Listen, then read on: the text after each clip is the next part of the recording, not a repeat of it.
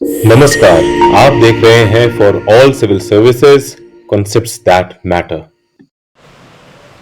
तो घटना चक्र को हम शुरू कर चुके थे। पहला एपिसोड हम कर चुके हैं ख़त्म। ये है दूसरी क्लास नंबर 2 नेशनल स्कीम्स और इनिशिएटिव। इसमें पूरा ख़त्म करने की कोशिश करेंगे। हमारा पर्पज़ है कि जो बचे हुए 40 दिन है यूपीपीसीएस 2025 के पेपर के लिए, उसमें करंट अफेयर्स को बहुत अच्छे से पक्का करें।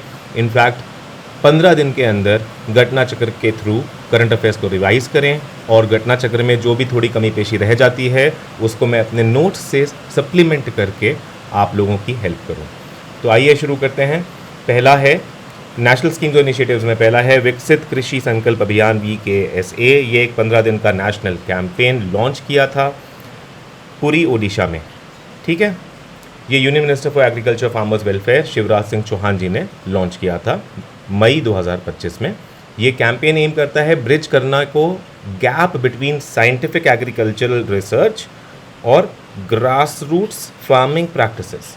इन दोनों के बीच में जो गैप रहता है उसको ब्रिज करने का इसका एम है। ये टारगेट करता है 1.5 करोड़ फार्मर्स को across more than 700 districts. Initiative support करता है, is supported by 16,000 agricultural scientist. ये ज़रूर याद रखिएगा, 16,000 एग्रीकल्चरल साइंटिस्ट से ये सपोर्टेड है, क्योंकि बेसिकली एग्रीकल्चर रिसर्च को ही ये ब्रिज करता है with grass roots farming practices. तो कैंपिंग हाइलाइट्स देखते हैं तो एग्रीकल्चर मिनिस्टर ने बहुत सारे स्टेट्स में विजिट किया। मोतिहारी बिहार में इन्होंने अनाउंस किया 6 करोड़ के एग्रीकल्चर प्रोजेक्ट्स। मिनिस्टर ने विजिट किया आईकार का Indian institute of millets research. ये आपको स्पेशली याद रखना है, ये पूछा जा सकता है कि Indian institute of millets research कहाँ पर है। हैदराबाद तेलंगाना में है। और यहाँ पे एग्रीकल्चर मिनिस्टर ने फाउंडेशन स्टोन रखा है global centre of excellence on millets का। तो global centre of excellence on millets आईकार के IIMR में ही है, जो कि हैदराबाद तेलंगाना में है। ठीक है, ये ज़रूर आ सकता है, बहुत इंपॉर्टेंट है। 10 ईयर्स ऑफ जन सुरक्षा स्कीम्स। 3 स्कीम्स के 10 साल हो गए हैं। 9 मई 2015 को प्रधानमंत्री जीवन ज्योति बीमा योजना, प्रधानमंत्री सुरक्षा बीमा योजना और अटल पेंशन योजना, ये तीनों 9 मई 2015 को लॉन्च हुई थी। इनके 10 साल पूर्ण हो चुके हैं। प्रधानमंत्री जीवन ज्योति बीमा योजना PMJJBY के बारे में देखें तो इसमें ऐसा कुछ खास दिया नहीं हुआ है, इसलिए मैंने यहाँ पर कुछ चीज़ें लिख दी हैं, उनको देख लेते हैं, वो बेटर रहेगा। कि ये एक सेंट्रल सेक्टर स्कीम है। आपको दिख रहा होगा कि ये सेंट्रल सेक्टर स्कीम है। इसमें लाइफ कवर है up to age of 55 years. Premium rate इसका 436 रुपीज़ पर एनम है। एक साल में एक बार में ही डेबिट होता है अकाउंट से सीधे, 436 rupees per annum. Universal access है ये इसका। तो ये ओपन टू ऑल है जिनका एलिजिबल अकाउंट होल्डर्स हैं, और एज ग्रुप जिनकी 18 to 50 ईयर्स है, इंक्लूडिंग NRIs। ठीक है, no medical examination, simple hassle free process है इसमें। ये कवर करता है सारे causes of death including natural, accidental और नेचुरल डिजास्टर्स या पैंडेमिक्स भी। ठीक है, तो ये था प्रधानमंत्री जीवन ज्योति बीमा योजना से, जो कि डेथ से रिलेटेड है। हमने इसमें बाकी सब देख ही दिया है। प्रधानमंत्री सुरक्षा बीमा योजना की बात करें तो ये जो है, ये भी सेंट्रल सेक्टर स्कीम है, दोनों ही मिनिस्ट्री ऑफ फाइनेंस की स्कीम है। एलिजिबिलिटी सिटीज़न की है इंक्लूडिंग NRIs की, कि 18 से 70 साल की उम्र होना चाहिए, तो आप एलिजिबल हैं इसके लिए। प्रीमियम रेट ₹20 पर एनम पर मेंबर है। ठीक है, एक फैमिली में कितने भी मेंबर हो उनका ₹20 पर एनम है हर मेंबर का। नेचुरल कैलामिटीज़ भी कवर होती हैं इसमें, और इंडिविजुअल जो एक बार इस स्कीम को कभी किसी पॉइंट पे एग्जिट कर लेते हैं वो वापस से रिजॉइन करके फिर से उसका लाभ उठा सकते हैं। इट इज़ जस्ट दैट कि उनको उस साल का प्रीमियम पे करना होगा और प्रीमियम साइकिल में वो कवर रहेंगे। कवरेज इसका ये है कि 2 लाख रुपए है एक्सीडेंटल डेथ या टोटल परमानेंट डिसेबिलिटी के लिए, 2 लाख रुपए हैं for total and irrecoverable loss of both eyes और loss of use of both hands or feet, or loss of sight of one eye and loss of use of hand or foot। 1 lakh है for partial permanent disability और 1 लाख है for total irrecoverable loss of sight of one eye और loss of use of one hand और foot. ठीक है, basically इसलिए 2 लाख तक का इसमें मुआवजा मिल जाता है। अटल पेंशन योजना की बात करें तो अटल पेंशन योजना भी यहाँ पर देख लेते हैं। बेसिकली ये एम करता है वर्कर्स को जो अनऑर्गेनाइज सेक्टर हैं, इसका टारगेट ग्रुप वही है। तो इनिशियली ये सभी सिटीजन्स को अवेलेबल था इंडिया में जो कि 18 से 40 साल के बीच में जिनकी एज हो, और विद इफेक्ट फ्रॉम 1 अक्टूबर 2022 जो इंडिविजुअल्स इनकम टैक्स पे कर रहे हैं वो अब एलिजिबल नहीं हैं। ठीक है, तो इसमें डिफाइंड पेंशन बेनिफिट की बात करें तो एक fixed monthly pension at the age of 60 years मिलती है बेस ऑन देयर कंट्रीब्यूशन, और पेंशन स्लैब्स अवेलेबल जो हैं कि कितनी मिलेगी कंट्रीब्यूशन पे बेस और सब कुछ उम्र के हिसाब से 1000, 2000, 3000, 4000, 5000 पर मंथ, इनमें से कुछ भी मिल सकता है जैसा भी आपने उसमें कंट्रीब्यूट करा हो, जब से करना शुरू किया उसके हिसाब से। कंट्रीब्यूशन पीरियड है, मिनिमम कंट्रीब्यूशन जो होना चाहिए आपका 20 साल तक होना चाहिए, depending upon the age of joining. Government को कंट्रीब्यूशन भी इसमें शुरुआत में था एक टाइम पीरियड के लिए 50% या ₹1000 तक का, विच एवर इज़ मोर, ऐसा था, विच एवर इज़ लेस।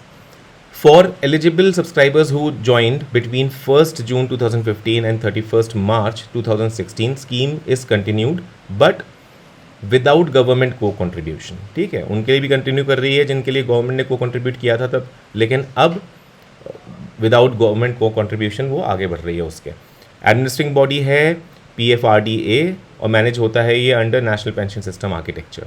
ठीक है, अटल पेंशन योजना हम देख चुके हैं। इसमें एक इंपॉर्टेंट बात यह है कि फीमेल अटल पेंशन योजना में कंस्टिट्यूट करती हैं 47% of total subscribers enrolled under the scheme. Okay, Ken Betwa link project की अगर बात करते हैं तो प्रधानमंत्री नरेंद्र मोदी ने 25 दिसंबर 2024 को फाउंडेशन स्टोन ले करा है इसका। ये फर्स्ट सच इनिशिएटिव है नेशनल पर्सपेक्टिव प्लान के तहत for national river interlinking policy, और ये खजुराहो इन मध्य प्रदेश के खजुराहो में फाउंडेशन स्टोन प्रधानमंत्री ने इसका ले किया है केन बेतवा लिंक प्रोजेक्ट का। ₹45,000 करोड़ का इनिशिएटिव है under national perspective plan for interlinking rivers. Aim करता है to resolve water scarcity in Bundelkhand. तो बुंदेलखंड को आपको याद रखना है कि बुंदेलखंड के एरिया में ये वाटर स्कासिटी को रिड्यूस करने का एम करता है। नेशनल पर्सपेक्टिव प्लान आगे लिखा ही हुआ है, कब लॉन्च हुआ था क्या है देख लेते हैं। The project will provide irrigation facilities to various districts in Madhya Pradesh and Uttar Pradesh, benefiting lakhs of farmer families. It will also provide drinking water facilities और साथ में more than 100 megawatt of green energy भी ये provide करेगा। तो ये irrigation facility provide कर रहा है, ड्रिंकिंग वाटर फैसिलिटी प्रोवाइड करता है और 100 मेगावाट की ग्रीन एनर्जी भी प्रोवाइड करता है। Ken Betwa river link project के बारे में देखें तो एनविसाज करता है transferring water from Ken river to Betwa river. ठीक है, केन से बेतवा की ओर ट्रांसफ़र करता है। दोनों ही केन और बेतवा यमुना की ट्रिब्यूटरीज हैं। ठीक है, यमुना की ट्रिब्यूटरीज हैं। Ken Betwa link canal 221 kilometre length में होगा और 2 किलोमीटर का टनल भी इसमें शामिल है। फर्स्ट प्रोजेक्ट है under national perspective plan for interlinking reverse. National perspective plan कब हुआ था प्रिपेयर या लॉन्च? 1980 में। ठीक है, launch of cruise Bharat mission. तो सर्बानंद सोनोवाल जी जो हैं union minister for ports, shipping and waterways, उन्होंने लॉन्च किया था क्रूज भारत मिशन। इन्होंने ये मुंबई पोर्ट से लॉन्च किया था सितंबर 2024 में। ये किया है to boost cruise tourism in India. और ये कैसे करेंगे? By doubling cruise passenger traffic within 5 years. तो ये क्या करने वाले हैं? इसका मेन टारगेट क्या है? To double cruise passenger traffic within 5 years, मतलब बाय 2029। ठीक है, अब इसमें बस देखने वाली बात यह है, कुछ खास इंपॉर्टेंट नहीं है ये, बट देखने वाली बात यह है कि क्या है क्रूज़ पैसेंजर ट्रैफिक। सिर्फ सी में ही क्रूज़ होती हैं कि रिवर में भी होती हैं? यहाँ पे रिवर क्रूज़ पैसेंजर्स की बात भी करिए, इसलिए बता रहा हूँ, इस पे आपको भी ध्यान देना होगा। एम की हाईलाइट है कि इसका एम है टू क्रिएट 4 लाख जॉब। ये अलग से याद रखना पड़ेगा आपको, एक एम ये है। ठीक है, इन India's cruise sector. Cruise circuits create करेगा ये। ठीक है, इम्प्लीमेंटेड इन 3 फेजेस। 3 फेज देखिए इम्प्लीमेंटेशन यहाँ दिए हुए हैं, मार्क्ड हैं। Phase 1 modernise infrastructure and form cruise alliances. Phase 2 है activate new cruise terminals and circuits. Phase 3 है 2027 से 2029, हमें पता है 2029 तक का ही है, तो इसलिए ये फेज़ 3 है। ये इंटीग्रेट करेगा cruise circuits go across the Indian subcontinent, पूरा सब कॉन्टिनेंट ना, सिर्फ इंडियन कंट्री नहीं, इंडियन सब कॉन्टिनेंट, और भी कंट्रीज आ जाते हैं उसमें। खैर, national events and programmes, Chenab rail bridge और दूसरे रेल ब्रिज और दूसरे प्रोजेक्ट्स भी कश्मीर में, इसके बारे में देखते हैं। प्रधानमंत्री नरेंद्र मोदी ने 6 जून 2025 को लॉन्च किया infrastructure and development projects worth ₹46,000 crore. कहाँ? कतरा इन जम्मू, जहाँ वैष्णो देवी है, Katra in Jammu, including Chenab rail bridge. Chenab rail bridge आपको पता है, खबरों में तब से है कि वर्ल्ड का हाईएस्ट रेलवे आर्च ब्रिज है। ध्यान रखिएगा, रेलवे आर्च ब्रिज, ठीक है। ये 359 metres above the water level है, ठीक है। चेनाब रिवर के 359 मीटर्स अबव है। It is a 13-15 metre long steel arch bridge. Withstand करेगा ये सीज्मिक शॉक्स को और एक्सट्रीम विंड कंडीशंस को भी। ये एनहांस करेगा connectivity between Jammu and Srinagar, ठीक है। कनेक्टिविटी होगी जम्मू और श्रीनगर के बीच में। ये ब्लास्ट प्रूफ है, ये स्टेटमेंट सही होगा, ये बहुत इंपॉर्टेंट है कि ये ब्लास्ट प्रूफ भी है और विथस्टैंड कर सकता है मैक्सिमम इंटेंसिटी जोन 5 अर्थक्वेक भी, ठीक है। इंडिया का जो मैक्सिमम इंटेंसिटी जोन 5 अर्थक्वेक है उसको भी विथस्टैंड कर सकता है। ब्लास्ट प्रूफ भी है और high wind speeds up to 266 kilometre per hour, बहुत ज़्यादा होती है ये, ठीक है। वंस ऑपरेशनल, ये तो ठीक है, कोई बात नहीं। अब देखते हैं अंजी ब्रिज, ये बहुत ज़्यादा इंपॉर्टेंट है। ये इंडिया का पहला केबल स्टेड रेलवे ब्रिज है, ठीक है। सबसे पहली बात तो ये, इसमें और भी चीज़ें हैं। ये अंजी रिवर पे है जो कि ट्रिब्यूटरी चेनाब रिवर की ही है, ठीक है। तो second highest railway bridge of India भी है ये, ठीक है। Second highest railway bridge of India भी है, जबकि वो first cable stayed railway bridge भी है और second highest railway bridge of India भी है। और ओरिजिनली एक as an arch bridge plan हुआ था, लेकिन फाइनली इसका डिज़ाइन चेंज हो गया केबल स्टेड पे, ठीक है। तो खैर ये ज़रूरी नहीं है, अभी केबल स्टेड ही है। टोटल लेंथ इसकी 725 मीटर्स है। उधमपुर श्रीनगर बारामूला रेल लिंक के बारे में देख लेते हैं, USBRL एंड अदर प्रोजेक्ट्स। ये 272 किलोमीटर्स का है, अप्रॉक्सीमेटली कॉस्ट इसकी इतनी है। प्रोजेक्ट कंप्राइजेस 36 टनल्स जो कि 119 किलोमीटर के लगभग जिनकी टोटल लेंथ होगी, और 943 ब्रिजेस। ये कनेक्ट करता है Kashmir valley with rest of India, ठीक है। क्या कनेक्ट करता है ये? Kashmir valley with rest of India through an all weather seamless rail link flagged off. Prime minister ने और फ्लैग ऑफ करी हैं 2 वंदे भारत एक्सप्रेस ट्रेन जो कनेक्ट करेंगी श्री वैष्णो देवी, श्री माता वैष्णो देवी कटरा को श्रीनगर से कनेक्ट करेंगी वंदे भारत एक्सप्रेस, ठीक है। दो ट्रेन। प्रधानमंत्री मोदी ने लेकर आए foundation stone for Shri Mata Vaishno Devi institute of medical excellence in Katra. अब NFSU और CFSL के कैंपस रायपुर छत्तीसगढ़ में union home minister and minister of corporation Shri Amit Shah ने ले किया इनका फाउंडेशन स्टोन, ठीक है। National forensic science university NFSU और CFSL यानी सेंट्रल फॉरेंसिक साइंस लेबोरेटरी, इन दोनों के एक कैंपस रायपुर छत्तीसगढ़ में करे हैं इन्होंने इनॉग्रेट, ठीक है। इनका मतलब फाउंडेशन स्टोन ले किया है। अब एक थेई हब इनिशिएटिव भी यहाँ पर लॉन्च करा है। क्या? थेई हब इनिशिएटिव 22 जून 2025 को ही। टोटल इन्वेस्टमेंट 268 करोड़ का है। मोदी गवर्नमेंट प्लान कर रहा है expand NFSU to 26 major locations across the country, ठीक है। Amrit Bharat station scheme ABSS प्रधानमंत्री ने इनॉग्रेट किए हैं 103 redeveloped railway station across 86 districts in 18 states and union territories under Amrit Bharat station scheme. Bikaner Rajasthan में ये इवेंट हुआ था, यहाँ पे ऐसा हुआ है। Amrit Bharat station scheme introduce करी थी मिनिस्ट्री ऑफ रेलवेज ने दिसंबर 2022 में। मिनिस्ट्री ऑफ रेलवेज की स्कीम है ये, ठीक है। ये बेसिकली स्टेशंस के रीडेवलपमेंट पे आधारित है और इसका एम है कि ये रीडेवलप करेगी 1309 रेलवे स्टेशंस को, ठीक है, into modern integrated transport hubs. Wave summit देख लेते हैं। 1 मई 2025 को प्रधानमंत्री नरेंद्र मोदी ने इनॉग्रेट करा था, कहाँ? मुंबई में। वेव समिट कहाँ हुई थी? मुंबई में। तो ये क्या करता है इससे मतलब वेव समिट है क्या? देखिए यहाँ लिखा हुआ है, मैं आपको पढ़ा देता हूँ लिखने की जगह। World audio visual and entertainment summit, ये इसका फुल फॉर्म है। और बेसिकली आप देख रहे होंगे लगातार इंस्टाग्राम और हर जगह पे जैसे इन्फ्लुएंसर्स अब आ रहे हैं, लोग बता रहे हैं, तो ये एक तरह का बता रहे हैं कि एक क्रिएटर इकॉनमी बन रही है, क्रिएटर इकॉनमी बन रही है। इसको हम ऑरेंज इकॉनमी भी कहते हैं।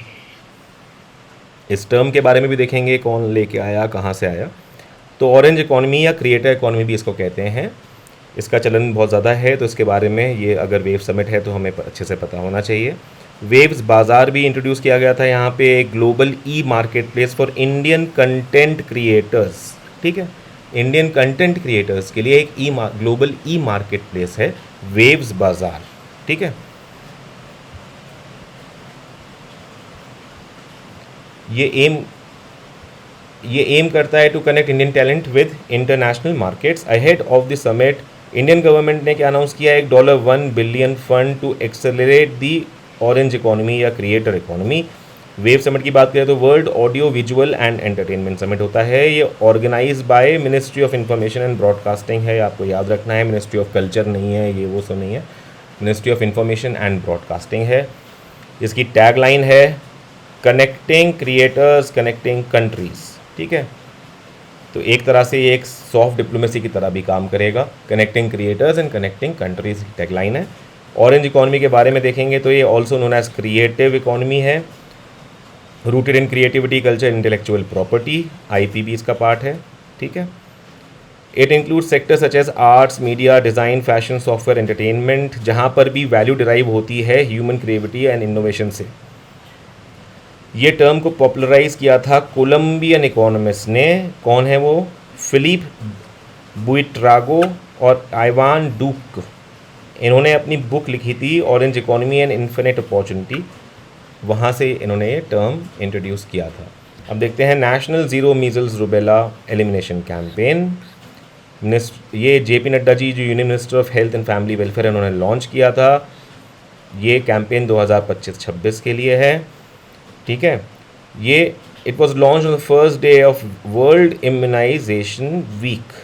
ठीक है, वर्ल्ड इम्यूनाइजेशन वीक क्या है, लास्ट वीक ऑफ अप्रैल है, 24 to 30 अप्रैल। ठीक है, इंडिया का गोल है एलिमिनेटिंग मीजल और रुबेला बाय 2026। ये आपको याद रखना है, 2026 तक हम एलिमिनेट करेंगे मीजल्स और रुबेला को। की हाईलाइट्स देखें तो अंडर यूनिवर्सल इम्यूनाइजेशन प्रोग्राम या UIP 2 doses of measles rubella vaccine are provided free of cost to all eligible children at 9 to 12 months and 16 to 24 months of age। India का MR vaccine coverage जो है measles rubella vaccine coverage stands eight 93.7 for the first dose. ठीक है, और 92.2% for the second dose, ये है। खैर, इसमें एक बार हम ये भी देख लेते हैं, यूनिवर्सल इम्यूनाइजेशन प्रोग्राम की बात करी गई है तो UIP इनिशियली लॉन्च हुआ था as expanded programme on immunisation, और ये लॉन्च हुआ था 1978 में। फिर इसका नाम बदल के UIP कर दिया गया था इन 1985, जब कवरेज को एक्सपैंड कर लिया था from urban to rural areas. आपको याद रखना है इंनिशियली अर्बन एरियाज़ में ही था। ठीक है, 1985 में कवरेज एक्सपैंड करके रूरल एरियाज़ में कर दिया और उसका नाम भी कर दिया यूनिवर्सल इम्यूनाइजेशन प्रोग्राम या UIP। इंडिया का full immunisation coverage for financial year 2023-24 stands at 93.23% nationally. ठीक है, 90% के अबव है, याद रखिएगा, 93.23% है। मिशन इंद्रधनुष MI ये लॉन्च हुआ था दिसंबर 2014 में। इसका गोल है of achieving 90% full immunisation coverage. तो आप देख रहे हैं कि किस तरह से 2014 का जो मिशन इंद्रधनुष था, हम लोग उसका टारगेट एक तरह से अभी कवर कर चुके हैं, क्योंकि इंडिया का फुल इम्यूनाइजेशन कवरेज 2023-24 का क्या है, 93.23%, 90% से अबव है। It focuses on areas with low immunization rates, including hard-to-reach regions and communities with unvaccinated or practically vaccinated, partially vaccinated children. फिर देखिए, एक इंटेंसिफाइड मिशन इंद्रधनुष भी लॉन्च हुआ था, वो 2017 में लॉन्च हुआ था, और 2017 से अब तक इंटेंसिफाइड मिशन इंद्रधनुष के कई फेजेस हो चुके हैं। 2023 में 5वां फेज़ IMI 5.0 लॉन्च किया गया था अक्टूबर में, जिसमें कि स्पेशल एम्फेसिस था मीजल और रुबेला पे। ओके, अब इसके साथ ही इतना देख लिया है तो वर्ल्ड इम्यूनाइजेशन डे भी देख लेते हैं। ये 10 नवंबर को सेलिब्रेट किया जाता है। 2024 का जो वर्ल्ड इम्यूनाइजेशन था 10 नवंबर 2024 में, उसकी थीम थी immunisation for all is humanly possible. Okay, तो ये हो गया। एक चीज़ इसमें और है कि India was awarded the measles and rubella champion award bye measles and rubella partnership at American red cross, Washington DC में इसका हेडक्वार्टर है। ये हुआ था 2024 के मार्च में। ठीक है। काशी तमिल संगमम 3.0, काशी तमिल संगम 3.0 took place from February 15 to 24, 2025। कहाँ पर? वाराणसी, उत्तर प्रदेश में। ऑर्गेनाइज बाय, सबसे इंपॉर्टेंट बात, इसकी नोडल मिनिस्ट्री कौन है? इसकी नोडल मिनिस्ट्री काशी तमिल संगमम 3.0 की मिनिस्ट्री ऑफ एजुकेशन है। ये आपको याद रखना है, मिनिस्ट्री ऑफ कल्चर नहीं है। मिनिस्ट्री ऑफ एजुकेशन की नोडल मिनिस्ट्री है और ये collaboration with various other and government ministries and government of Uttar Pradesh. ठीक है। इसका एम है to reaffirm deep rooted civilisational ties between Tamil Nadu and Kashi. For the first time in KTS history, participants had the opportunity to witness the Mahakumbh in Prayagraj and visit the newly inaugurated Ram Mandir in Ayodhya also. इसकी central theme क्या थी? Legacy of says Agastya मुनि की contribution थे, उनकी legacy थी, यही इसकी सेंट्रल थीम थी। ठीक है। तो काशी तमिल संगम के बारे में देखें तो इट वॉज एनविजन्ड बाय प्रधानमंत्री नरेंद्र मोदी और ये फ्लैगशिप इनिशिएटिव है अंडर एक भारत श्रेष्ठ भारत। ये फ्लैगशिप इनिशिएटिव है अंडर एक भारत श्रेष्ठ भारत। काशी तमिल संगम 1.0 2022 में हुआ था 1.0 और 2.0 हुआ था 2023 में एट नमो गार्डन वाराणसी। अब इसके बारे में एक और चीज़ देखेंगे जो हम सेज अगस्त्य मुनि के बारे में देखेंगे कि इनको रिवर किया जाता है सप्तऋषि से वेदों और पुराणों में। ये कंसिडर्ड होते हैं as father of Tamil language and Siddha medicine दोनों। ठीक है। इनके वर्क्स हैं जो बहुत फेमस हैं, वो है अगस्त्य संहिता और नाड़ी शास्त्र। ये फाउंडेशनल है सिद्धा मेडिसिन से। He compose the first Tamil grammar Agattiyam, ये भी आपको याद रखना पड़ेगा, और इन्होंने इंट्रोड्यूस करी थी तमिल स्क्रिप्ट भी। ठीक है। ये रिवर किए जाते हैं, काफ़ी रिवर्ड हैं जावा और सुमत्रा यानी इंडोनेशिया में भी काफ़ी रिवर्ड हैं, क्योंकि वहाँ पे भी इन्होंने इंडियन कल्चर फैलाया था, साउथ इंडिया में भी प्रैक्टिसेस फैलाई थी, ऐसा था। तो he is mention in Ramayana also with his Hermitage on banks of Godavari river. ठीक है। रामायणा में भी इनका मेंशन मिलता है। रिपोर्ट्स और इंडेक्सेस की बात करें तो परफॉर्मेंस ग्रेडिंग इंडेक्स PGI 2.0 की बात कर रहे हैं। अब ये मिनिस्ट्री ऑफ एजुकेशन ने करा है जून 2025 में रिलीज PGI 2.0 रिपोर्ट। ये रिपोर्ट है 2022-23 और 2023-24 के लिए और ये रैंक करता है स्टेट और यूनियन टेरिटरीज को ऑन स्कूल एजुकेशन। ठीक है। परफॉर्मेंस ग्रेडिंग इंडेक्स PGI 2.0 ये एविडेंस बेस्ड असेसमेंट टूल है। ठीक है। इवैल्यूएट करता है performance of school education systems across various states and union territories.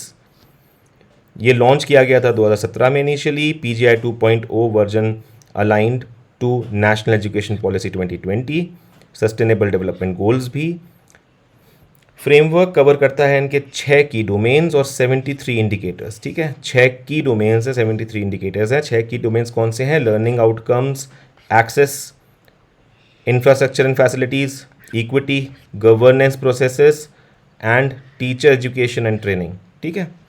ये 6 हो गए इसके की domains. State and union territories also scored on the scale of 1000 point.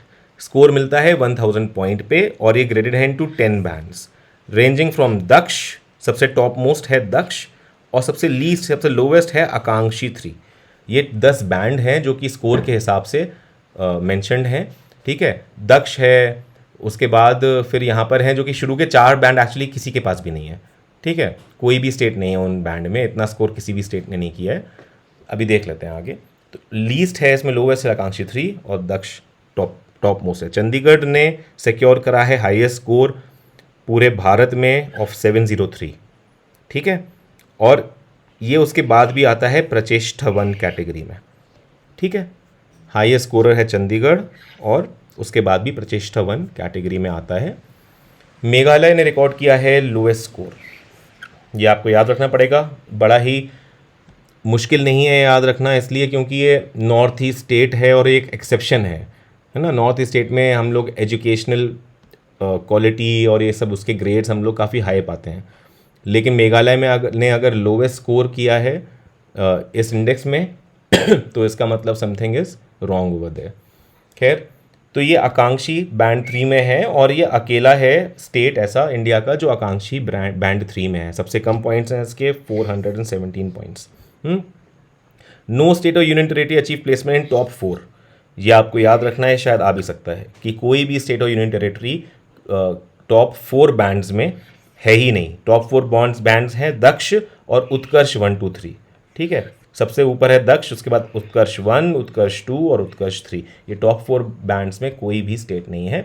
No state achieve Daksh level in learning outcomes, ये भी आपको याद रखना पड़ेगा। ठीक है, लर्निंग आउटकम्स में तो किसी ने भी, क्योंकि अलग अलग क्राइटेरिया रहते हैं, तो लर्निंग आउटकम वाला जो आपका की डोमेन है उसमें कोई भी स्टेट दक्ष लेवल पे है ही नहीं।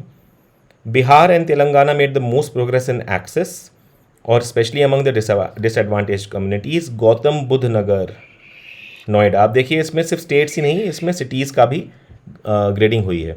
और गौतम बुद्ध नगर या Noida only district in Uttar Pradesh है जो कि एक high performing category in school education को अचीव करा है। ठीक है, इसका स्कोर 300 कुछ रहा है, 300 मतलब अर्ली में ही है। Only district in Uttar Pradesh with high performing category in school education for academic year 2023-24। ठीक है, इसलिए ये प्रचेष्टा 1 कैटेगरी में है। प्रचेष्टा 1 कैटेगरी में 51 to 60% स्कोर्स ऐसा कुछ रहना चाहिए बस। तो क्योंकि आउट ऑफ 600 में से इसके 309 हैं, तो 51 to 60% की कैटेगरी में आ जाता है स्कोर में, इसलिए प्रचेष्टा 1 कैटेगरी में है ये। इसने इम्प्रूव किया है पहले से, 272 था इसका पहले। गाज़ियाबाद जो है वो 4th पोजीशन पे है। सेकंड और थर्ड पोजीशन में कौन है? सेकंड पे झांसी है और थर्ड पे वाराणसी है। ठीक है, तो पहले पे हो गया, अगर उत्तर प्रदेश की बात करें तो सबसे पहले हो जाता है गौतम बुद्ध नगर या नोएडा, और फिर Jhansi second, third Varanasi, Jhansi second, third Varanasi और गाज़ियाबाद है 4th। ठीक है, यही सब यहाँ पे भी लिखा हुआ है। अब इस टेबल में ये बस ये देख लीजिए कि 21 से 30% का जो स्कोर है 521 to 580, आकांक्षी 1 उत्तर प्रदेश यहीं लाई करता है, बल्कि मैक्सिमम स्टेट्स यहीं पर लाई करते हैं जो कि 14 है। ठीक है, आकांक्षी 1 में। तो उत्तर प्रदेश कहाँ पर है, कौन सी कैटेगरी में? PGI 2.0 में आकांक्षी 1। ओके, आप याद रखिएगा। आकांक्षी 3 में सिमिलरली हम यहाँ देख लेते हैं, सिर्फ एक ही स्टेट है, सिर्फ एक ही स्टेट है। और जो प्रचेष्टा 1 में भी एक है, सिर्फ चंडीगढ़। प्रचेष्टा 2 में कोई है ही नहीं, चंडीगढ़ के बाद बहुत लंबा गैप है, और उसके बाद फिर आते हैं प्रचेष्टा 3 में ये सारे के सारे 10 स्टेट्स। खैर, India justice report 2025, 4th edition of India justice report 2025 release हो चुकी है अप्रैल 2025 में। इसको प्रिपेयर किया है टाटा ट्रस्ट ने, ये 4th एडिशन है। टाटा ट्रस्ट ने कोलैबोरेशन विद बहुत सारे थिंक टैंक इंस्टीट्यूशन जैसे centre for social justice, common cause, commonwealth human rights initiative CHRI Daksh, TISS Prayas और Vidhi centre for legal policy.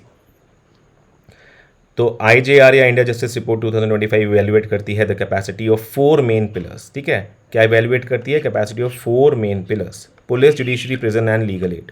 Okay, institutional capacity of state human rights commission भी इन्होंने separately assess किया है। ठीक है, याद रखिएगा आप कि institutional capacity of state human right commissions SHRCs भी इन्होंने सेपरेटली असेस किया है।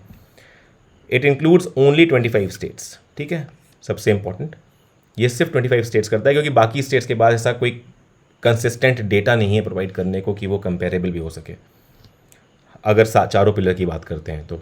ठीक है, चारों पिलर्स मतलब ये वाले pillars, police, judiciary, prison and legal add.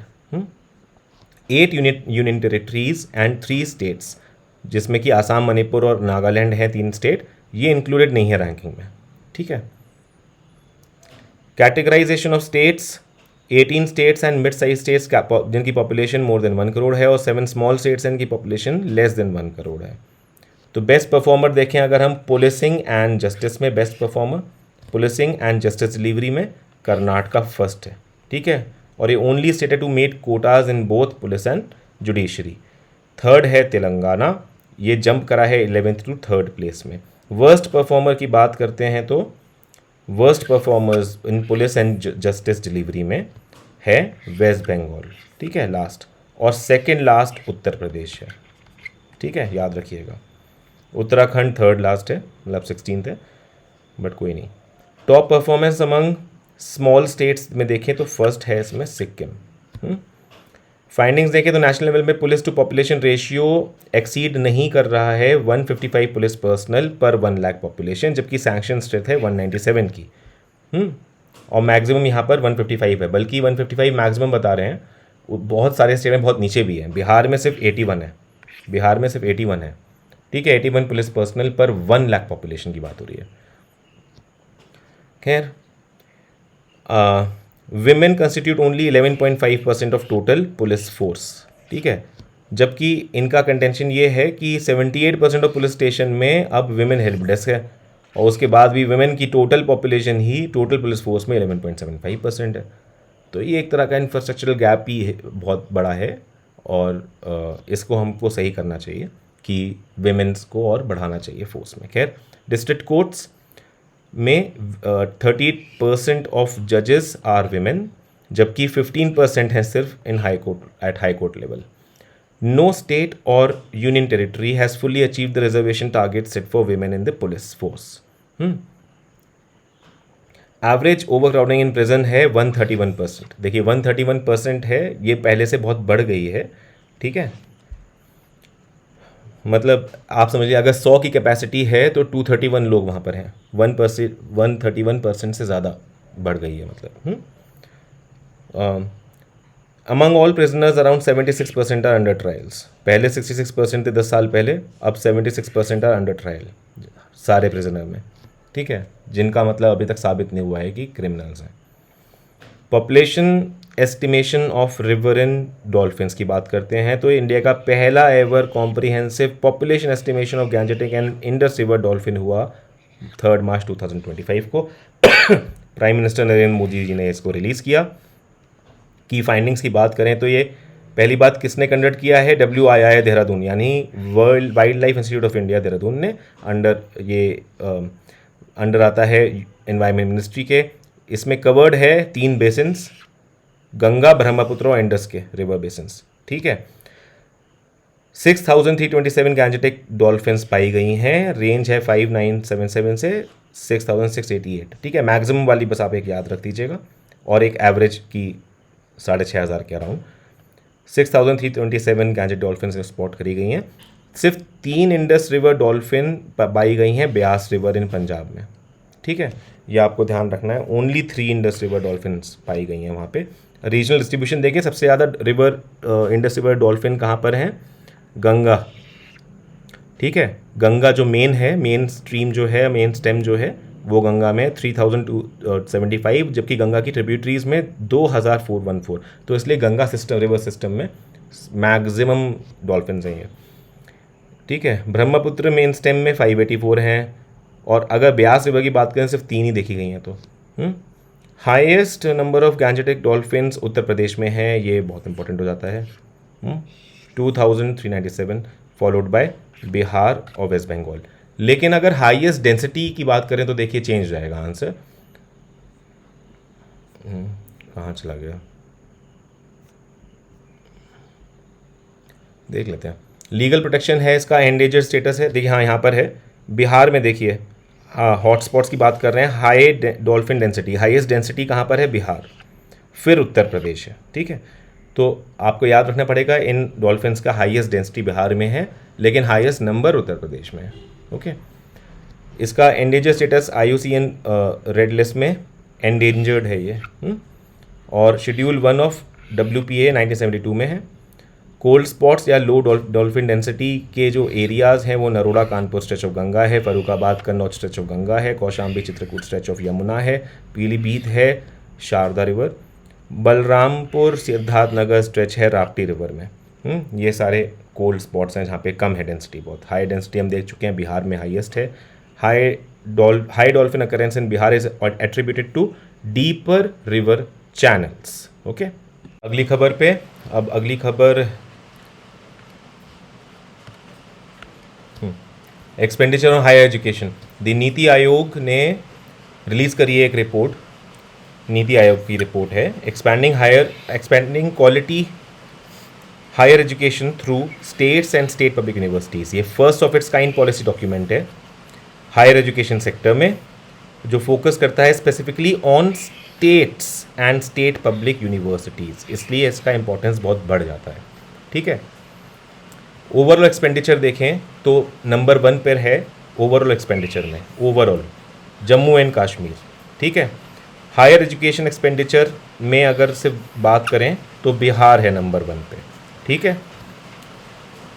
पर यूथ एजुकेशन स्पेंडिंग की अगर बात करें तो केरला नंबर 1 पर है, बल्कि उसके बाद तमिलनाडु, महाराष्ट्र, आंध्र प्रदेश, थोड़े सदर्न स्टेट्स ही हैं, तेलंगाना। ठीक है, ये 5 स्टेट्स हैं। नंबर 1 पे केरला है, और पर यूथ एजुकेशन स्पेंडिंग में सदर्न स्टेट्स ही हैं। यूनिवर्सिटी डेंसिटी की बात करें तो national average university density universities per 1 lakh eligible population of 18 to 23 years of age in a state is 0.8 only. ठीक है, ये नेशनल एवरेज है 0.8 का, मतलब यूनिवर्सिटी हर 1 लाख स्टूडेंट्स पे जिनकी एज 18 से 23 साल की है, वो 0.8 एवरेज है इंडिया का। सिक्किम में हाईएस्ट है इसका यूनिवर्सिटी डेंसिटी, जो कि 10.3 है, फॉलोड बाय अरुणाचल। ये ऐसे हैं बेसिकली, अरुणाचल, लद्दाख, हिमाचल सब पहाड़ी स्टेट्स हो गए जिनकी पॉपुलेशन असल में बहुत कम है, छोटे स्टेट्स हैं एक तरह से। UD's Plus report 2023-24 for the first time in many years, enrollment of students in schools as per UD's Plus report has declined by over a crore in 2022-23 and 2023 and 24। तो इन दोनों साल के बीच में हम लोग ये देखें तो अब 1 करोड़ से डिक्लाइन कर गई है स्टूडेंट्स का एनरोलमेंट इन स्कूल्स। ठीक है, ये पहली बार हुआ है बहुत सालों में, compare to an average of about 26 crore every year over previous 4 years, with the drop being attributed by the officials to improve data collection methods that eliminated duplicate entries.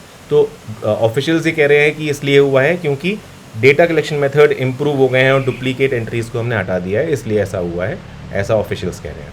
की हाईलाइट्स देखें तो लेटेस्ट रिपोर्ट शो करती है school enrolment usually कितना रहता था, stay करता था 26 करोड़ 2018 से 18-19 से 2021-22 तक। ठीक है, बल्कि हर साल थोड़ा फ्यू लैक्स का इंक्रीज ही हुआ है। फॉर द फर्स्ट टाइम लेकिन क्या हुआ है, एनरोलमेंट फिगर्स फेल, कितना 25.17 करोड़ इन 2020-23 और फर्दर डिक्लाइन कर दिया है 24.8 करोड़ इन 2023-24।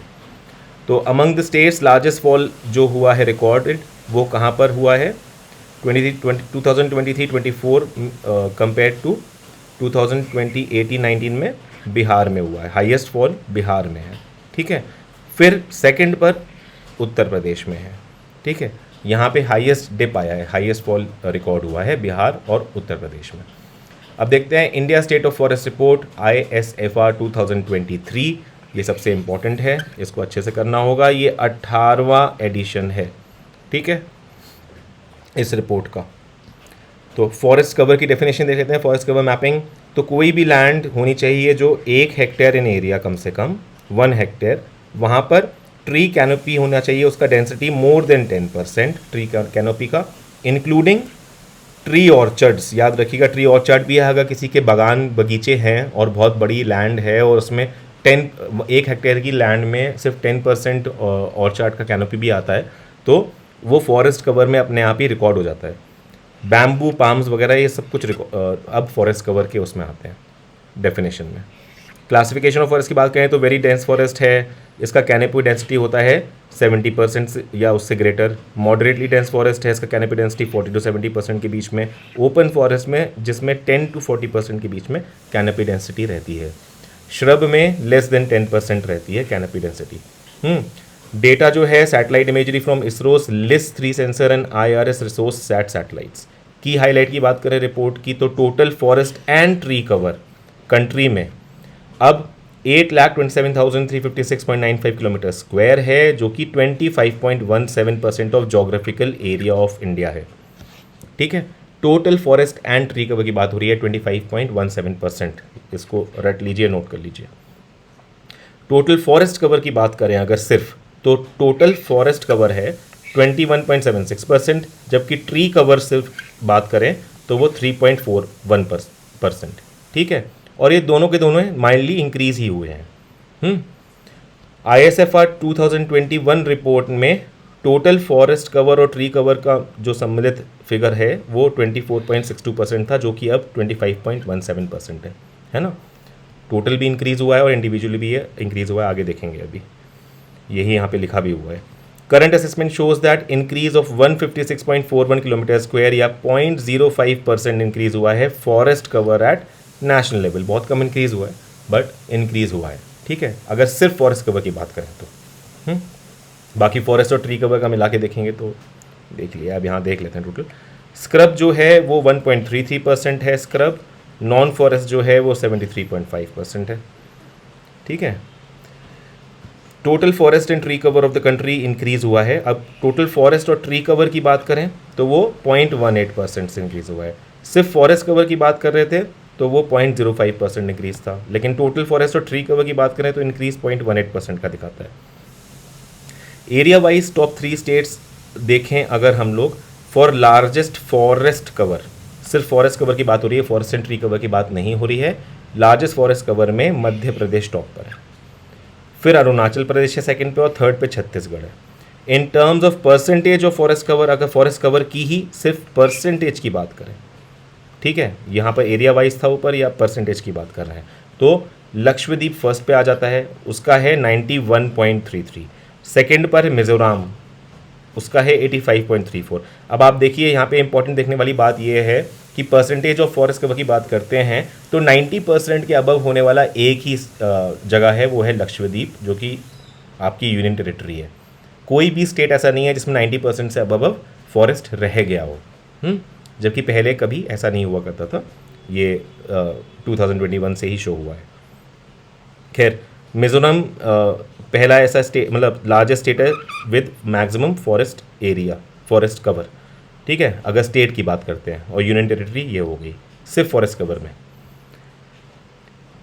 19 स्टेट्स और union territories have above 33% of geographical area under forest cover. ठीक है, ये दूसरा बहुत इंपॉर्टेंट पॉइंट है कि 19 स्टेट्स और यूनियन टेरिटरीज में 33% के अबव जोग्राफिकल एरिया का फॉरेस्ट कवर है, जो कि हमारी फॉरेस्ट पॉलिसी के हिसाब से भी है। आउट ऑफ दीज 8 स्टेट तो ऐसे हैं, 8 स्टेट या यूनियन टेरिटरीज, जो कि हैं मिजोरम, लक्षद्वीप, अंडमान एंड निकोबार आइलैंड, अरुणाचल प्रदेश, नागालैंड, मेघालय, त्रिपुरा और मणिपुर, जिनमें फॉरेस्ट कवर अबव 75% है। किसमें? 8 स्टेट्स और यूनियन टेरिटरीज में अबव 75% है, और 19 स्टेट्स या यूनियन टेरिटरीज में अबव 33% है। Maximum increase in forest area and tree cover जो है, अब देखिए मैक्सिमम इंक्रीज की बात करें अगर हम फॉरेस्ट और ट्री कवर दोनों में, तो वो छत्तीसगढ़ है, आपको याद रखना पड़ेगा। सिर्फ फॉरेस्ट कवर की बात करें तो मैक्सिमम एरिया मध्य प्रदेश में है। ठीक है, फॉरेस्ट कवर में परसेंटेज की बात करें तो maximum area percentage forest cover का यहाँ हमने देखा था कि लक्षद्वीप में है, और फिर स्टेट की बात करें सिंपली तो मिजोरम में है। खैर, और maximum increase in forest and tree cover की बात करें तो छत्तीसगढ़ है फर्स्ट, सेकंड उत्तर प्रदेश है, ये याद रख दीजिएगा। ठीक है, फॉरेस्ट प्लस ट्री कवर में। थर्ड ओडिशा है, फोर्थ राजस्थान है, राजस्थान भी है फोर्थ पे, ये याद रख लीजिएगा, गलत नहीं होगा। मैक्सिमम डिक्रीज इन फॉरेस्ट, अगर अब डिक्रीज की बात कर रहे हैं, सबसे ज़्यादा डिक्रीज कहाँ हुआ है फॉरेस्ट और ट्री कवर में मिला के, तो वो मध्य प्रदेश में हुआ है, जिसका लार्जेस्ट एरिया है फॉरेस्ट कवर का। उसके बाद फिर कर्नाटका में हुआ है, फिर लद्दाख में हुआ है, और फिर नागालैंड में हुआ है। फिर maximum tree cover has been found in the state of अब सबसे ज़्यादा ट्री कवर कहाँ पर है? सबसे बड़ा ट्री कवर महाराष्ट्र में है। ठीक है, फिर राजस्थान में है, फिर थर्ड है उत्तर प्रदेश। ठीक है, सिर्फ ट्री कवर में, तो उत्तर प्रदेश सेकंड है maximum forest and tree cover में, और थर्ड है सिर्फ ट्री कवर में। ठीक है, ये आप याद रखिएगा। Very dense forest increase by इतना किलोमीटर स्क्वायर। ठीक है, तो वेरी डेंस फॉरेस्ट तो आप देखिए इंक्रीज हुआ है, पहली बात ये आपको याद रखना है कि इंक्रीज हुआ है, जबकि मॉडरेटली डेंस फॉरेस्ट और ओपन फॉरेस्ट डिक्रीज हुए हैं, ये दोनों डिक्रीज हुए हैं। टोटल फॉरेस्ट और tree cover in north eastern region which is 67% of geographical area of these states. ठीक है, ये भी आप याद रखेंगे कि नॉर्थ ईस्टर्न स्टेट्स जितने भी हैं उनका टोटल फॉरेस्ट और ट्री कवर जो है उनके 67% ऑफ जोग्राफिकल एरिया के बराबर है। ठीक है, हालांकि ये शो करता है decrease of forest cover in the region. पहले ये उससे 67% ऑफ जोग्राफिकल एरिया से ज़्यादा था, अब ये 67% हो गया है। तो ये शो कर रहा है कि एक यूजुअल डिक्रीज आया है यहाँ पे इस एरिया में, नॉर्थ ईस्ट रीजन में। ठीक है, फॉरेस्ट और ट्री कवर में।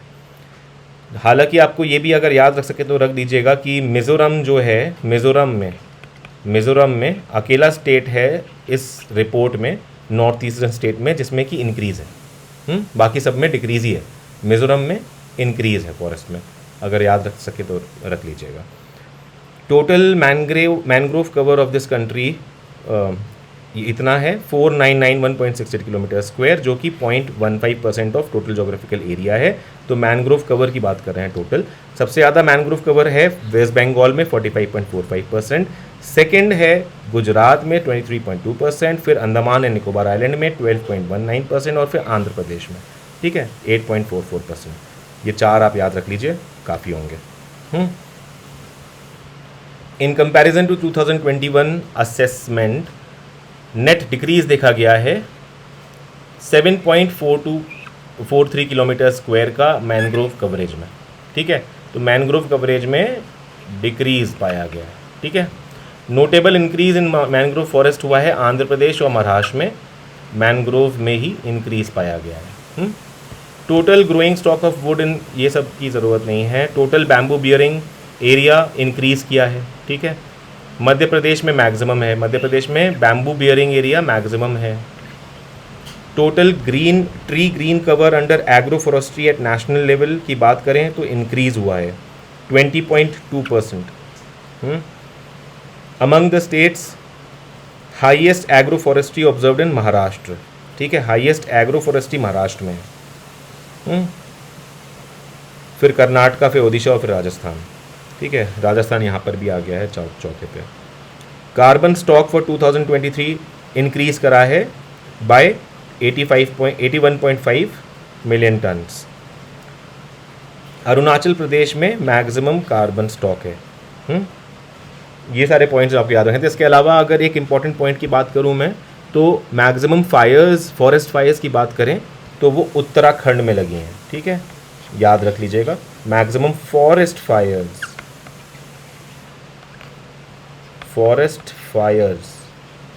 ठीक है, वो उत्तराखंड में लगी हैं। और इसके अलावा तो ठीक है, बस इतना काफ़ी होगा। ISFR के बारे में देखें तो ये forest survey of India Dehradun निकालता है बाईएनियल बेसिस पे, मतलब हर 2 साल में 1987 से निकाल रहा है। ठीक है, Indian state of forest report 2023 18th edition है इसका। Access to medicine index report 2024 access to medicine foundation ने रिलीज़ करी है। ठीक है, ये इवेलुएट करता है फार्मास्यूटिकल कंपनीज के effort to enhance medicine access in low and middle income countries, LMICs। Novartis में क्लेम करी है टॉप पोजीशन। ठीक है, ये फर्स्ट टाइम हुआ है कि नोवारेटिस ने करा है, GSK को पीछे छोड़ दिया है। ग्लैक्सोस्मिथक्लाइन होता है जो कि हॉर्लिक्स वगैरह बनाता है, उसको पीछे छोड़ दिया है नोवारेटिस ने पहली बार। हालांकि कोई बड़ी खबर नहीं है, ना इम्पोर्टेंट है।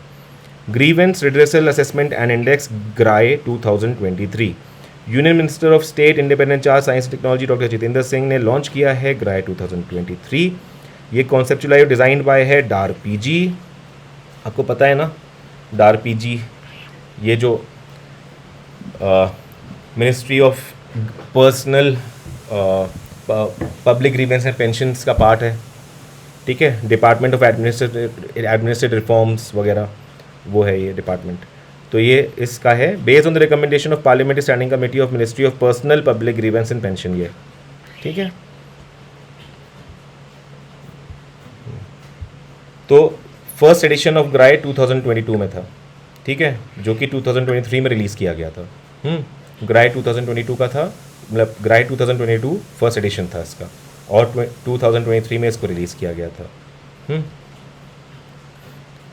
Groups are based on grievance volume, कोई बात नहीं, ये ज़रूरी नहीं है। 85 आउट ऑफ 89 मिनिस्ट्री या डिपार्टमेंट इम्प्रूव स्कोर्स ओवर 2022, ठीक है, मेजॉरिटी ने इम्प्रूव करे हैं। ग्रुप ए में department of agriculture first rank पे है। ग्रुप ए में जिसमें ग्रीवेंसेस ग्रेटर देन 10,000 है, तो उसमें डिपार्टमेंट ऑफ एग्रीकल्चर नंबर 1 पे है। ग्रुप बी में office of controller general of India CAG office, और ग्रुप सी में दीपम, ये सब फर्स्ट रैंक में है, ठीक है। इतना ही था इसमें। तो अब आ गए हैं urban mobility India conference. 17th है एडिशंस का urban mobility India conference and exhibition 2024। ये हुआ है गांधीनगर गुजरात में, ठीक है। इसकी थीम थी standardisation and optimisation of urban transport solutions. ये यहाँ पर अनाउंस किया गया है कि नेक्स्ट जो 18th urban mobility India conference होगी वो गुरुग्राम हरियाणा में होगी, ठीक है। खैर 17th अर्बन मोबिलिटी कॉन्फ्रेंस जो गांधीनगर में हुई है गुजरात में, उसमें अवार्ड दिए गए हैं, ठीक है। City with most sustainable transport system Kochi को दिया गया है। Best public transport system Bhubaneswar को दिया गया है। Best safety and security system and record Gandhinagar को दिया गया है। सस्टेनेबल ट्रांसपोर्ट वाला आप याद रख लीजिएगा कोची है, पब्लिक ट्रांसपोर्ट वाला भुवनेश्वर है। ओडिशा बहुत ज़्यादा न्यूज़ में है। Rule of law index 2024, India rank करा है 79 आउट ऑफ 142 कंट्रीज़, ठीक है। इंडिया की रैंक 79th है। इसको रिलीज़ किया है वर्ल्ड जस्टिस प्रोजेक्ट WJP ने, जो कि बेस्ड है वॉशिंगटन DC में, एक थिंक टैंक है ये। ग्लोबली देखें तो डेनमार्क, नॉर्वे, फिनलैंड, स्वीडन और जर्मनी टॉप 5 है रूल ऑफ लॉ इंडेक्स में। इंडिया की पोजीशन, इंडिया साउथ एशिया में 3rd है आफ्टर नेपाल एंड श्रीलंका, ठीक है। 5th नेशनल अवार्ड्स की बात करते हैं। Water awards president of India confer करता है। 5th नेशनल वाटर अवार्ड्स 2023 दिए गए हैं न्यू दिल्ली में अक्टूबर 2024 में। की हाईलाइट देखें, बेस्ट स्टेट कैटेगरी में ओडिशा ने क्लेम किया है ये, ठीक है। बेस्ट स्टेट कैटेगरी में ये 5th national water award Odisha ने क्लेम किया है। उत्तर प्रदेश है 2nd पे, ठीक है, बहुत इंपॉर्टेंट हो जाता है। उत्तर प्रदेश अंदर जन जीवन मिशन कंस्टिट्यूट करता है 72.78% of total rural houses in UP have been provided with tap water, ठीक है। उत्तर प्रदेश में 72.78% of total rural houses in UP में अब आ गया है टैप वाटर। यहाँ पे ये चीज़ पता चलती है। बेस्ट डिस्ट्रिक्ट कैटेगरी में बांदा उत्तर प्रदेश का, बेस्ट डिस्ट्रिक्ट कैटेगरी में, वो स्टेट्स की बात हो गई थी कि ओडिशा नंबर 1 पे है, 2nd पे यूपी है, ठीक है। और बेस्ट डिस्ट्रिक्ट कैटेगरी में उत्तर प्रदेश का बांदा है नंबर 1 पे, नॉर्थ जोन के जॉइंट विनर में, ठीक है। नॉर्थ जोन के जॉइंट विनर में कौन सी कैटेगरी में? नॉर्थ जोन में। यहाँ देख लेते हैं। देखिए बेस्ट स्टेट तो हमने देख लिया, 1st और 2nd प्लेस। और बेस्ट डिस्ट्रिक्ट की बात करें तो साउथ में विशाखापट्टनम है, नॉर्थ ईस्ट में धलाई त्रिपुरा है, साउथ नॉर्थ में जॉइंट विनर है। देखिए एक बांदा है उत्तर प्रदेश से और दूसरा JNK से गंदरबल, ये दोनों डिस्ट्रिक्ट्स, ठीक है। वेस्ट जोन में इंदौर MP है, वो नहीं था खैर, ठीक है। बाकी कुछ ऐसा इंपॉर्टेंट नहीं है। Swachh Vayu Survekshan awards 2024, international day of clean air for blue skies पे दिए गए हैं, जो कि जयपुर में ऑब्जर्व किया गया था, ठीक है। 7 सितंबर को मनाया जाता है ये। Recognition is a part of national mission for clean air. Swachh Vayu Survekshan में 2024 की बात करें तो it was presented to best performing national clean air programme NCAP के अंडर इन सिटीज़ को, NCAP सिटीज़ को, बेस्ट परफॉर्मिंग NCAP सिटीज़ को दिया गया था 3 कैटेगरी में बेस। पहली कैटेगरी में जिसमें पॉपुलेशन थी ओवर 10 लाख, दूसरी कैटेगरी जिसमें 3 से 10 लाख की पॉपुलेशन, 3rd कैटेगरी जिसमें अंडर 3 लाख की पॉपुलेशन होगी। तो फर्स्ट कैटेगरी में फर्स्ट है सूरत और गुजरात कंबाइंड, ठीक है, ये आपको याद रखना होगा। बात हो रही है स्वच्छ वायु सर्वेक्षण अवार्ड्स की, ठीक है। NCAP सिटीज़ की बात हो रही है। फिर NCAP सिटीज़ में कैटेगरी 1 में जिसमें मैक्सिमम पॉपुलेशन होती है, वहाँ पर सूरत और गुजरात नंबर 1 पर कंबाइन ली हैं। 3rd प्लेस पे आगरा ऑफ उत्तर प्रदेश है, याद रख लीजिएगा, बीच में इनका आता है जबलपुर मध्य प्रदेश का, बट 3rd प्लेस पे आगरा उत्तर प्रदेश का है। कैटेगरी 2 की बात करें तो फर्स्ट पे उत्तर प्रदेश का फिरोज़ाबाद है और थर्ड पे यहाँ पर झांसी है उत्तर प्रदेश का। कैटेगरी 3 की बात करें तो फर्स्ट पे रायबरेली है उत्तर प्रदेश का, ठीक है, इसलिए यहाँ पे ये वाले रैंकिंग इंपॉर्टेंट होते हैं। SDG India index 2023-24। अब देखिए एक्चुअली क्या है, ये तो 23-24 का हम देख ही रहे हैं, नया वाला भी कभी आ जाएगा तो ध्यान दीजिएगा, अभी तक तो नहीं आया है। हालांकि हाँ, सेकेंड एडिशन ऑफ SDG जो नॉर्दर्न रीजन वाला एक आता है जो पहली बार पहले लॉन्च हुआ था, उसका सेकेंड एडिशन आ चुका था जुलाई में 2025 में, तो वो भी देख लीजिएगा। और ग्लोबल SDG रिपोर्ट तो खैर आ ही चुकी है नई वाली, इंडिया की 99 रैंक हो गई है, पहली बार 100 के अंडर आ गया है, वो सब चीज़ें भी हैं, इसमें भी शायद मेंशन होगा आगे इंटरनेशनल अफेयर्स में। नीति आयोग रिलीज्ड, तो SDG इंडिया इंडेक्स 2024 नीति आयोग ने रिलीज़ किया था जुलाई 2024 में, ठीक है, इसमें काफ़ी कुछ आपको ऑलरेडी पता भी होगा। नीति आयोग का ये 4th एडिशन था SDG इंडिया इंडेक्स 2023-24 का। इसमें इंडिया ने प्रोग्रेस किसमें किया है, गोल 1 में मतलब नो पावर्टी, गोल 8 में मतलब decent work and economic growth, goal 13 मतलब क्लाइमेट एक्शन और गोल 15 मतलब लाइफ ऑन लैंड। इन चारों में इंडिया ने काफ़ी प्रोग्रेस करी है। लार्जेस्ट इंक्रीज जो देखा गया है स्कोर में इंडिया के, वो क्लाइमेट एक्शन में देखा गया था। इंडिया का ओवरऑल स्कोर बिलो 50 है सिर्फ गोल 5 जेंडर इक्वालिटी के लिए, ठीक है, इंडिया का score below 50 only for goal 5 gender equality. तो टॉप परफॉर्मर की बात करें तो 2 स्टेट्स हैं, उत्तराखंड और केरला दोनों, ठीक है, SDG इंडिया इंडेक्स में उत्तराखंड और केरला दोनों टॉप पर हैं, दो इनके पॉइंट स्कोर है 79 पॉइंट्स। लोवेस्ट परफॉर्मर है Bihar, followed by Jharkhand. 4 states and performer category की अगर बात करते हैं तो Meghalaya, Nagaland, Jharkhand, Bihar. Top union territory Chandigarh है, लोवेस्ट यूनियन टेरिटरी लद्दाख है। उत्तर प्रदेश लिस्ट हुआ है फास्टेस्ट मूविंग स्टेट्स में बिटवीन 2018 एंड 2023-24। तो उत्तर प्रदेश फास्टेस्ट मूविंग रहा है बिटवीन 2018 एंड 2023-24, ये आपको याद रखना पड़ेगा। उत्तर प्रदेश का SDG score SDG India index में 67 रहा है, ठीक है, +7 की छलांग मारी है इन्होंने, फास्टेस्ट या लार्जेस्ट छलांग इन्होंने मारी है। उत्तराखंड ने भी मारी थी उतनी। NIRF रैंकिंग्स 2024 तो 12 अगस्त 2024 को मिनिस्ट्री ऑफ एजुकेशन ने जारी करी है। इसके हिसाब से अगर हम बात करें टॉप 3 इन ओवरऑल रैंकिंग में IIT मद्रास फर्स्ट पर है, सेकंड पे IISc बेंगलुरु है, थर्ड पर IIT बॉम्बे है, और टॉप यूनिवर्सिटीज़ की अगर बात कर रहे हैं तो IISc बेंगलुरु टॉप पर है, फोर्थ पर है बनारस हिंदू यूनिवर्सिटी, ठीक है, बाकी ऊपर सेकंड पर JNU है, थर्ड पे जामिया मिलिया इस्लामिया है, दोनों न्यू दिल्ली के।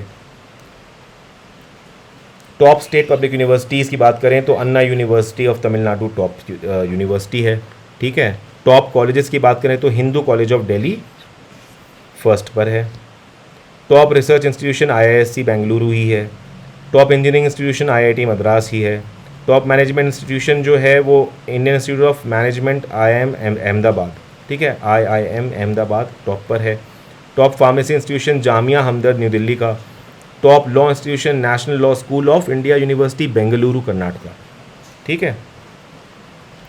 Travel and tourism development index की बात करते हैं तो मई 2024 में सेकेंड एडिशन आया है इसका, second edition, first introduce in 2022 by WEF।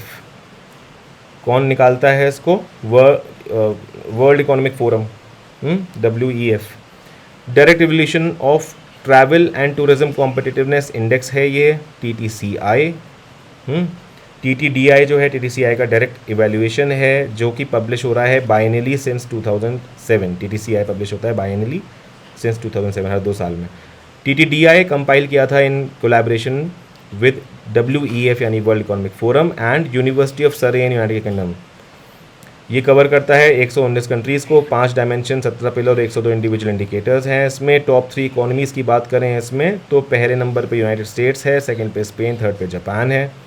Bottom rank जो है वो माली का है, उसके बाद Sierra Leone. Bottom rank is scored by Mali. India position improve कर गई है फ्रॉम अभी 39th हो गई है इसकी, पहले 54th थी। 39th हो गई है। स्कोर इसका सेम है, इंडिया का स्कोर सेम है, पहले भी 4.25 था, अभी 4.25 है, बट 39 पोजीशन हो गई है पहले से। क्यूएस वर्ल्ड यूनिवर्सिटी रैंकिंग्स 2026, 19 जून 2025 में 54 institution featured up from 46 in 2025 and just 11 इन, ठीक है। 390% इंक्रीज हुआ है featuring of Indian institution in this ranking, ठीक है। क्यूएस के वर्ल्ड यूनिवर्सिटी रैंकिंग 2026 में 54 इंडियन इंस्टीट्यूशंस ने फीचर करा है। ये फीस्ट है इंडिया के लिए, क्योंकि 390% का इंक्रीज़ हुआ है नंबर ऑफ इंस्टीट्यूशंस में जो इंडिया से हैं।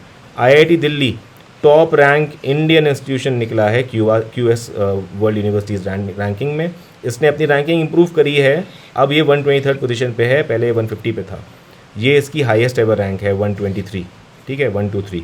Growth positions India as 4th most represented country globally. India क्या है? 4th most represented country globally, 4th most represented country globally. पहली है यूनाइटेड स्टेट्स, फिर यूनाइटेड किंगडम और चाइना। ये इंपॉर्टेंट नहीं है, बस इतना है कि हाँ इंडिया 4th मोस्ट रिप्रेजेंटेड है। न्यू एंट्रेंट हैं 8 इंडियन यूनिवर्सिटीज़, इनकी ज़रूरत नहीं है जानने की कौन सी न्यू एंट्रेंट हैं, क्योंकि यूपी की इनमें से कोई भी नहीं है। Galgotia, Shiv Nadar university, Galgotia university, Ashoka university देखना पड़ेंगे। खैर, Indian institute of technology Delhi 123, फिर Indian institute of technology Bombay 129, Indian institute of technology Madras 180, IIT technology Kharagpur 215। आपको ये देखना है कि आईआईएससी बेंगलोर की इसमें रैंक 4 आईआईटीज़ के नीचे है, 219। टॉप 5 यूनिवर्सिटीज़ इन वर्ल्ड की बात करें तो Massachusetts institute of technology MIT of USA यहाँ पर टॉप पर है, ठीक है, QS world ranking of universities में।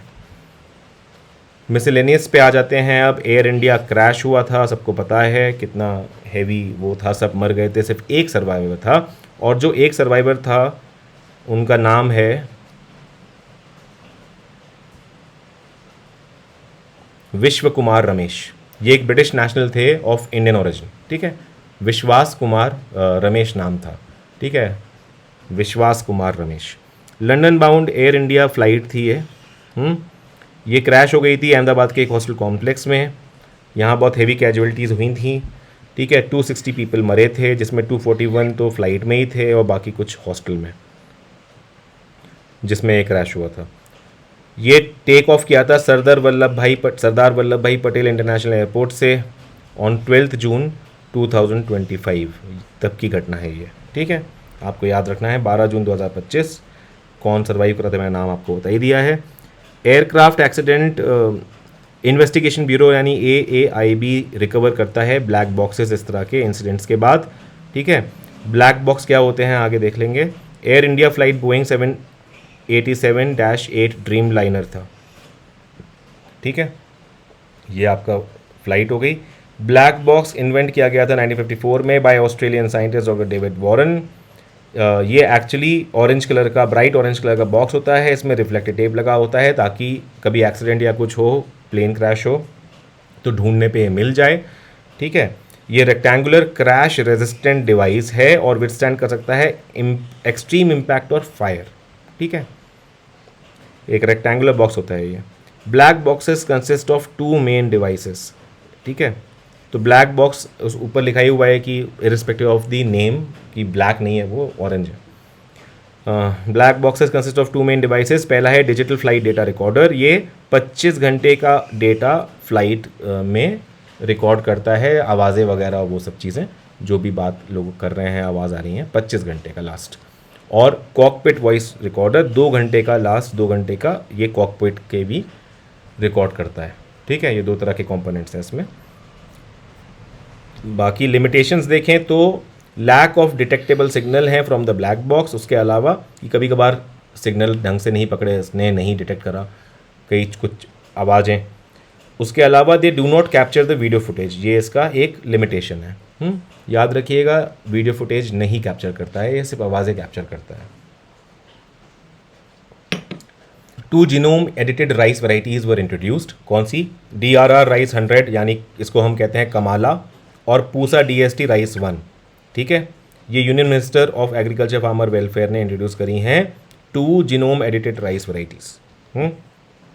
इनका ऑब्जेक्टिव है इंक्रीज करना प्रोडक्शन को, प्रोडक्टिविटी को, एनहांस करना ड्रॉट टॉलरेंस को, और इम्प्रूव करना सॉलिनिटी रेजिस्टेंस को। तो DRR धान 100 या कमाला के बारे में हम बात करते हैं। ये बनाया है IRR Hyderabad. Indian institute of rice research कहाँ पर है? हैदराबाद में है। आप मुझको बताएंगे कमेंट में कि international institute of rice research कहाँ पर है।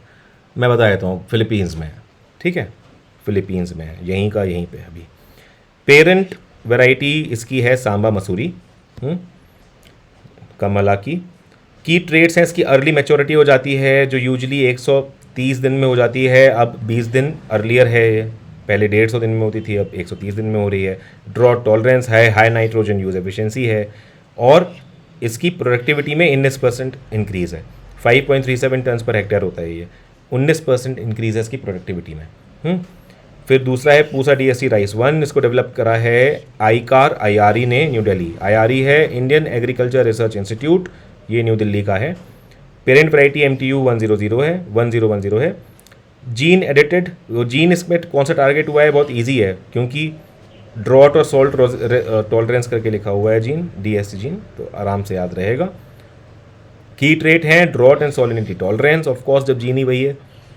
Enhanced yield stress under stress conditions, inland salinity, alkaline soils और कोस्टल सॉलिनिटी, इन सब के लिए भी ये अच्छा हायर परफॉर्मेंस है इसका। ठीक है, तो बहुत इंपॉर्टेंट चीज़ है कि सॉलिनिटी वगैरह के लिए इन सब में, चाहे कोस्टल हो, अल्कलाइन हो, इनलैंड सॉलिनिटी हो, सब के लिए रेजिस्टेंट है काफ़ी हद तक। इसकी प्रोडक्टिविटी अच्छी है। कंटेन्स नो फॉरेन DNA, सबसे मेन बात जो अगर आ सकता है तो, कि ये जो है पूसा DST राइस 1, इसमें कोई फॉरेन DNA नहीं है, और ये कंपेरेबल है कन्वेंशनल वैरायटीज से, इसलिए। फिर आते हैं नेशनल मैरीटाइम हेरिटेज कॉम्प्लेक्स, ये आपको शायद पता ही होगा, लोथल गुजरात में खुला है। ठीक है, प्रधानमंत्री मोदी ने इसको अप्रूव किया था। It will be completed in 2 phases। Construction of light house museum होगा अंडर phase 1B। ठीक है, एक लाइट हाउस म्यूजियम भी बनेगा under phase 1B। It will be funded by director general of light houses and light ships, DGLL। ठीक है, Nobel price 2024, ये भी आपको शायद पता ही होंगे। नोबेल प्राइज़ के बारे में देख लेते हैं। 1895 में एस्टैब्लिश हुआ था, पहली बार अवार्ड हुआ था 1901 में। फाउंडर हैं इनके एल्फ्रेड नोबेल।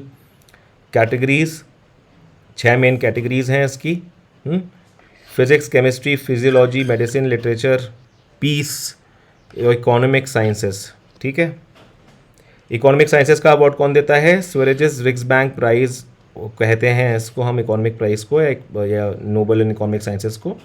ठीक है, और ये in memory of Alfred Nobel establish किया गया है। Nobel prize in physics 2024 Hopfield और हिंटन, याद रख लीजिएगा, जॉन J हॉपफील्ड और जॉफ्री A हिंटन। तो इन्होंने क्या किया है? आर्टिफिशियल न्यूरल नेटवर्क्स पे काम किया और मशीन लर्निंग पे काम किया है। नोबेल प्राइज़ इन केमिस्ट्री 2024 ये किसने दिया है? Royal Swedish academy of sciences, जो ये जीता है डेविड बेकर। ठीक है, David Baker for computational protein design, और Demis Hassabis and John M Jumper. ठीक है, इन दोनों ने फॉर प्रोटीन स्ट्रक्चर प्रेडिक्शन। ठीक है, डेविड बेकर ने तो कंप्यूटेशनल प्रोटीन का डिज़ाइन करा है, और डेमिस हासाबिस और जॉन M जम्पर ने प्रोटीन स्ट्रक्चर का प्रेडिक्शन किया है। इसके लिए इनको नोबेल प्राइज़ मिला है। फिर नोबेल प्राइज़ इन फिजियोलॉजी और मेडिसिन की बात करेंगे। ये मिला है Victor Ambros and Gary Ruvkun को।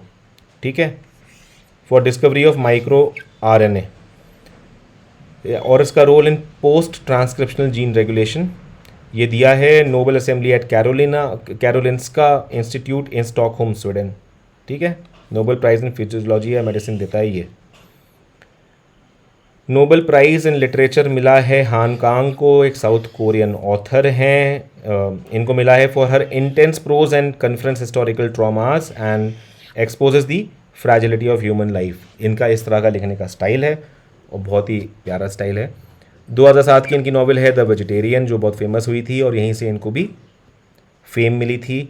हान Kang is the first South Korean author, ये इंपॉर्टेंट है, जिनको नोबेल प्राइज़ इन लिटरेचर मिला है। ठीक है, अब देखते हैं नोबेल पीस प्राइज़। ये एक जापानीज़ ऑर्गेनाइजेशन है, निहोन हिदांक्यो, इनको मिला है नोबेल पीस प्राइज़ क्योंकि इनका एम है to achieve a world free of nuclear weapons.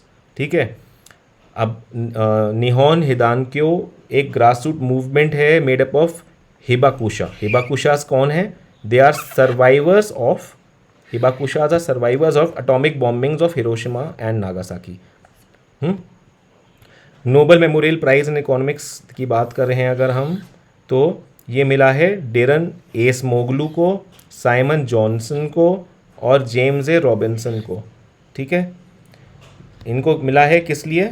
कि research into differences in prosperity between the Nations, इन्होंने डिमॉन्स्ट्रेट किया है importance of societal institution for a countries prosperity.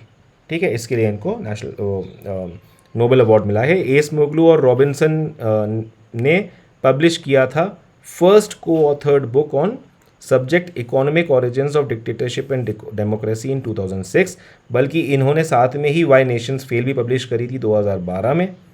ठीक है, ये किताब इन्हीं की है, और द नैरो कॉरिडोर भी करी थी 2019 में। वर्ल्ड एनर्जी आउटलुक IEA, तो ये energy security is threatened bye Russia, ऐसा बता रहा है। Russia Ukraine war and middle east conflicts, इनकी वजह से एनर्जी सिक्योरिटी थ्रेटेंड है। 560 गीगावाट की रीन्यूएबल एनर्जी कैपेसिटी ऐड हुई है 2023 में, सोलर और विंड जिसमें लीड कर रहे हैं। By 2030 renewables will surpass coal, oil and gas in electricity generation with 50% global electricity from low emission sources. 50% of new cars will be EVs by 2030, reducing oil demand. ठीक है, ये सब बता रखा है इन्होंने। इंडिया स्पेसिफिक इनसाइट की बात करें तो एनर्जी डिमांड सर्च करेगी, expected 35% rise by 2035, driven by transport, construction and manufacturing. Coal dependency 60 gigawatt of new coal capacity by 2030 India बना लेगा, इसलिए कोल स्टिल जनरेट करेगा 2030 में पावर, लेकिन 30% ऑफ इलेक्ट्रिसिटी ही जनरेट करेगा। प्रपोर्शन इसका कम होगा, रीन्यूएबल का ज़्यादा होगा। Renewable and storage growth, India aims for 1400 gigawatt of renewables by 2035 with the third largest battery storage capacity by 2030. Net zero by 2070, ये इंडिया का एम है। तो न्यूज़ इन शॉर्ट को हम करेंगे कंप्लीट कल, और कल हमारा नेशनल अफेयर्स घटना चक्र का कंप्लीट हो जाएगा। कल 1 घंटे की क्लास में सब आ जाएगा। न्यूज़ इन शॉर्ट में कुछ काफ़ी ज़रूरी खबरें हैं जिसमें मेरे नोट्स भी सप्लीमेंटेड हैं, तो इसको हम कल अच्छे से कॉम्प्रिहेंसिवली कवर कर लेंगे। आज के लिए इतना ही था। एक इम्पॉर्टेंट चीज़ जो घटना चक्र ने इंडेक्स में छोड़ दी है, नेशनल इंडेक्सेस में, वो है नीति आयोग का है ये फिस्कल हेल्थ इंडेक्स। आप इसके बारे में ज़रूर देख लीजिएगा। फिस्कल हेल्थ इंडेक्स ये 18 स्टेट्स की फिस्कल हेल्थ को इवैल्यूएट करता है 2022-23 के लिए। ठीक है, इसमें फर्स्ट रैंक ओडिशा को मिली थी। इसके 6 पैरामीटर्स थे, वो क्या थे देख लीजिएगा। पहली बार ही नीति आयोग ने लॉन्च किया है, इनॉग्रल इंडेक्स है, तो इसलिए ज़रूरी हो जाता है, इसके बारे में ज़रूर आप कल पढ़ के आएँ। ओके देन, कल मिलते हैं। सी यू, बाय बाय।